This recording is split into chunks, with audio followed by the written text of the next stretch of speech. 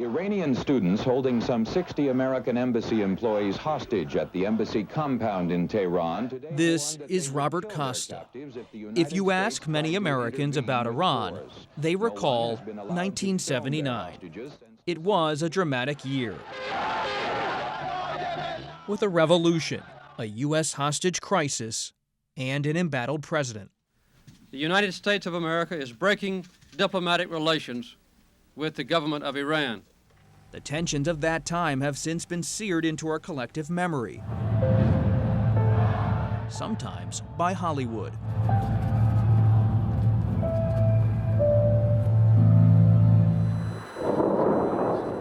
The latest chapter in this standoff, the U.S. and Israeli strikes on Iran.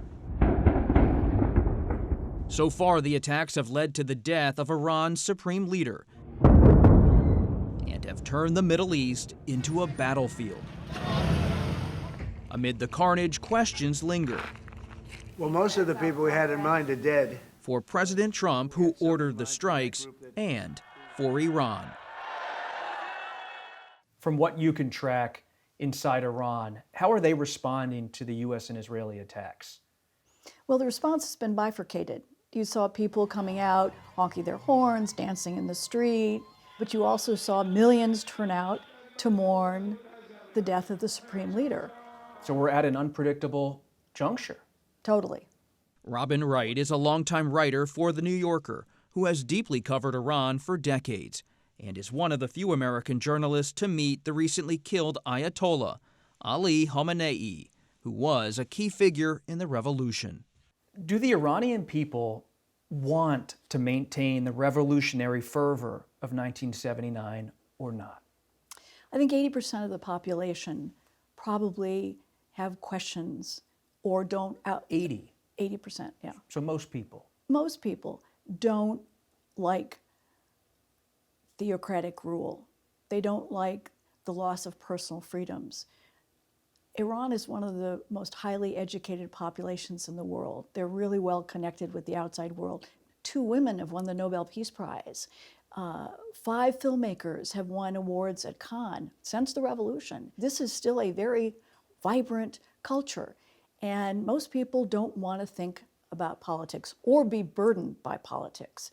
So I think there is a wish for something different. But Robin Wright says the Trump administration faces significant challenges in explaining its rationale, in executing the military campaign, and in dealing with Iran.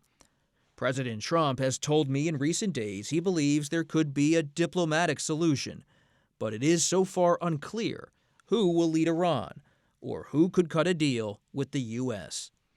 All this leaves Iran under siege and at a crossroads, grappling with its present, its future, and its past.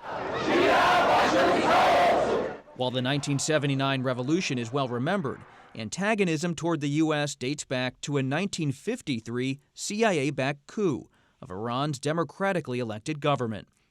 That led to the reinstallation of the Shah and the unrest that led to his overthrow. You first went there in 1973. What is the through line, looking back over 50-plus years of covering Iran, through all of this? Iranians want to be the ones to decide their future. They may disagree on what that future looks like, but they want to determine.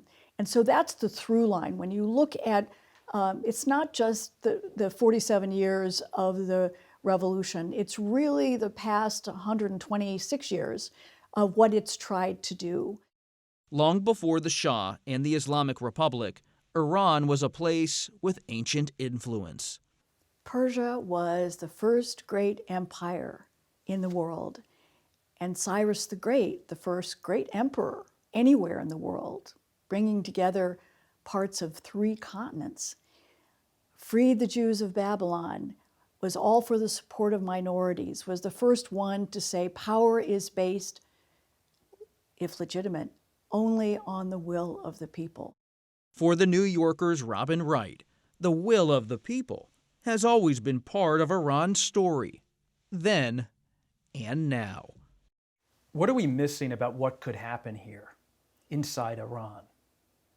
Well, Iran has many Nelson Mandelas in the younger generations, but no African National Congress with the infrastructure, with the years of experience, with a military plan, with people who are united in cause. Iranians are so diverse in what they want. They know what they don't want, but they don't know how to create an alternative. So there are many activists, but not an organized activist effort. Exactly.